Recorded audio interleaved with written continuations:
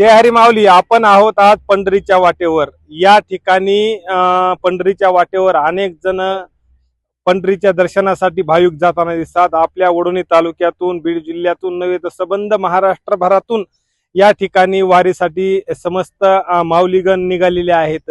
माऊलीचा आज प्रस्थान सकाळी फलटणवरून संध्याकाळच्या मुक्कामासाठी बरड या ठिकाणी जाणार आहे. या ठिकाणी आपल्यासह अनेक भाविक भक्त आहेत. आपण हे भाविक भक्त समोर आपण बघू शकतो. जय हरी माऊली. आपण कुठून आलात माऊली? आम्ही लक्ष्मीपूर तालुका वडवणी जिल्हा बीड.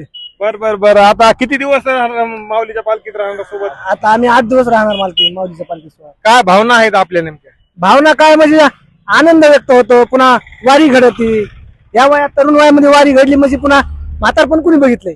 बरोबर आहे. संत ज्ञानेश्वर माऊली यांनी तरुण वयातच सोहळा केला आणि त्याच धर्तीवर आपण सर्व तरुण आलात. किती जण आलात तरुण? आपण आम्ही 10-15 जण आलो. 10-15 जण. काही गाड्या पुढे गेलेल्या आपल्या मनात गेले. बरं, आणखी आपल्यासोबत काय वारकरी आहेत? ही अपडेट आपण वारकऱ्यांची सर्वांची गदर न्यूजच्या माध्यमातून जाणूनच घेऊ.